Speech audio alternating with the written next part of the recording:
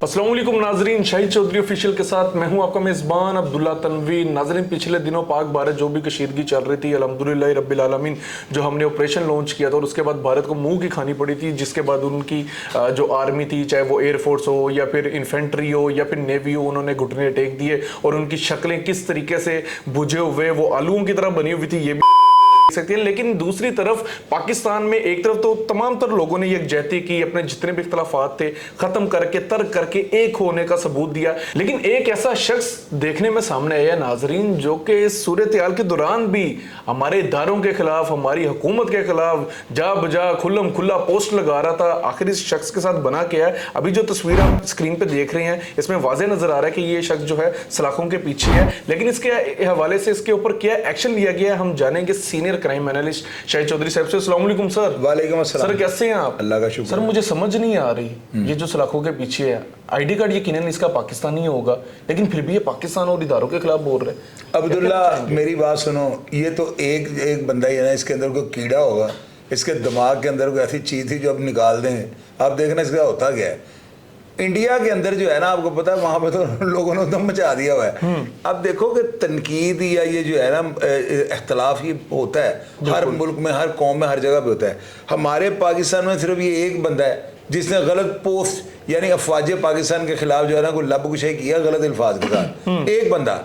बाकी इसके अलावा मेरा नहीं ख्याल कि पूरे पाकिस्तान में किसी ने हमारी अफवाज के खिलाफ, अफवाज पाकिस्तान के खिलाफ या हुकूमत के खिलाफ इस जंग के हवाले से कोई नेगेटिविटी जो है ना वो उसको अपलोड किया हो। कोई भी ऐसा वाकया नहीं है। लेकिन आप ये देखेंगे हिंदुस्तान के अंदर कितने में, हिंदुस्तान में हर सूबे के अंदर वहाँ पे सिखों ने क्या क्या किया है, वहाँ पे इंदिरा गांधी के नारे लगे हैं, वहाँ पे नरेंद्र मोदी के खिलाफ पता नहीं किस किस तरह की एहतजाज और रैली हुई हैं। तो ये अल्हम्दुलिल्लाह ठीक है, ये जिसने जो किया ना, ये देखना इसके ऊपर केस इतना बड़ा बनेगा, इसकी 10 साल तक ये सजा हो जाएगा बंदा, क्योंकि अफवाज पाकिस्तान के खिलाफ हम लबकुशाई नहीं कर सकते। बिल्कुल नहीं कर सकते। अच्छा सर, एक चीज मजीद भी बताइएगा, मुझे रोशनी डालिएगा। चलिए, इंडिया में आप कह रहे हैं ना सिखों के हवाले से उनको, आपको पता है कि तहरीक चल रही है, खालिस्तान लेना है। दूसरी तरफ वो लोग हुकूमत के खिलाफ अब जाके बोल रहे हैं जिन्होंने देखा कि भारत शिकस्त को तस्लीम कर चुका है, उनकी फौज नाकाम हो गई है। ये तो during war, during the circumstances ये शख्स जो है हमारे इदारों के खिलाफ बोल रहा था। सर अब्दुल्ला, पता है कि वही बात मैं कर रहा हूँ ना कि इस बंदे ने जिस टाइम पे ये बोला ना, वो टाइम बोलने का नहीं था।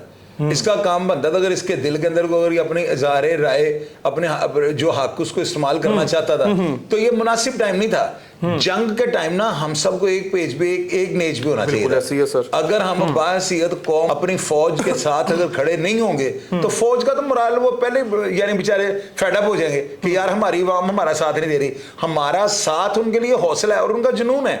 आप ये देखो उन्होंने क्या किया है, कितना बम्बाट उन्होंने रिजल्ट दिया। उन्होंने 3 राइफल तैयार उनके हवा में उड़ा के रख दी। ऐसे ही है। ये फ्रांस ने जब उनको दिए अरबों रुपए के थे, पता नहीं 300-350 अरब रुपए की है। बिल्कुल 80 अरब का एक राफेल था, तो मिट्टी कर दी उन्होंने, कर दिया सर। ऐसे तो ये जो है इसका जो है पाकिस्तान के अंदर अगर एक बंदा बोल पड़ा है, एक बंदा ही बोला है ना, मैंने तो दूसरा को बंदा ही नहीं देखा।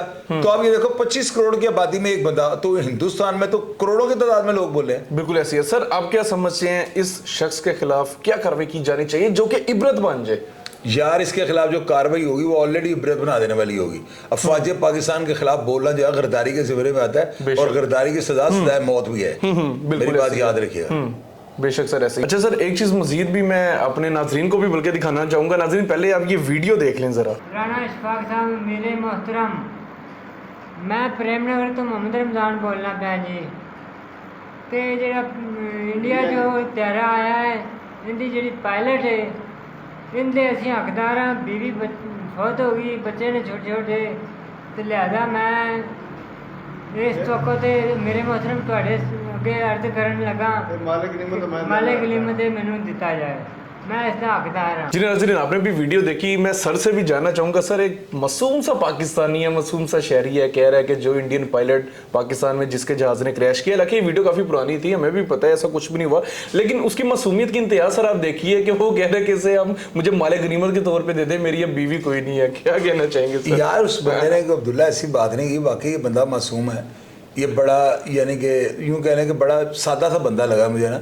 उस बेचारे ने कहीं देख लिया होगा, पायलट पकड़ लिया है। तो आपको पता है कि जंगों के दौरान ये जो ख़वातीन पकड़ी जाती हैं दूसरे दुश्मनों की, तो ये लौंडियों के तौर पे जो है ना, ये क्या यानी इनको माले गनीमत समझा जाता है। तो उसने उस हवाले से ये बात अगर कर दी है तो गलत बात तो नहीं की। उस बेचारे ने ये समझा होगा ताज़ी ताज़ी को पायलट पकड़ी गई है।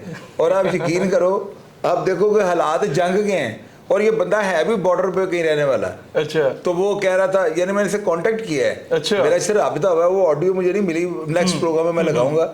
वो मुझे कह रहा भाजी ਤੁਹਾਡਾ चैनल जो है बड़े शौक नाल देखने हैं ਤੇ ਤੁਸੀਂ अपने चैनल ਦੇ तो असर फौज ਨੂੰ कहो कि लौंडी सान दे दें। यानी वो उस पायलट को जो है ना वो लौंडी कह रहा है। फिर मैंने उसको बताया, मैंने कहा भाई ये 1.5 साल पुरानी वीडियो है। तो ये कहता वो कितने गई छड़ दी ने, यानी इस बेचारे को जंग की नहीं, उसको लौंडी की पड़ी है।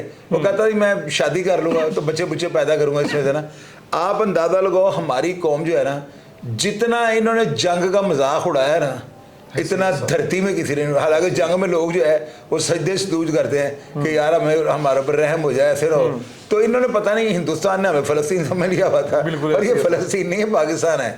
पाकिस्तानी जो है जुनूनी कौम है, नो डाउट सर। और आपको पता है कि जो इन्होंने किया है यार, इन्होंने ऐसी ऐसी मीम्स बना दी हैं कि मैं वॉशरूम में जाकर बैठ के हंसता रहता हूँ यार, क्या क्या मीम्स है। सर ये खुद तस्लीम कर रहे हैं कि मीम्स की दुनिया में हम लोग जंग हार गए हैं, जंग हार गए। पाकिस्तानी बड़ी टफ कौम है, बिल्कुल ऐसे ही है, बड़े हार्ड वर्क हैं। इन्होंने जिस तरह से जवाब दिया ना, यकीन करो दुनिया में तारीख रकम कर गया, रकम कर दिया, नो डाउट। बिल्कुल नाजरीन, असल में हमारे ना डरने की वजह एक ही है कि कुव्वत ईमानी हमारे दिल में बसती है, कुरान पाक हमारे दिल में बसता है, खुदा पाक हमारे दिल में बसते हैं। हम चाहे कितने भी बुरे हों, लेकिन मुल्क की सालमियत पे बात आएगी, इस्लाम पे बात आएगी, हम इस चीज़ को कतई कभी बर्दाश्त नहीं करेंगे। और इस चीज़ को पूरी दुनिया ने माना है, तस्लीम भी किया है, भारत ने अपने घुटने टेक दिए हैं, हर चीज़ वाज़ेह। मजीद मैं क्या बोलूँ, ये इन लोगों का मुँह भी काला हो गया, इन लोगों को बैनुल क़ौमी तौर पर भी जूतियाँ पड़ गई। अल्हम्दुलिल्लाह रब्बिल आलमीन, मुसलमान मर्द मुजाहिद हमेशा से ऊपर था और हमेशा ऊपर रहेगा। इसी के साथ अपने मेज़बान अब्दुल्ला तनवीर को इजाज़त दीजिए। अल्लाह निगहबान।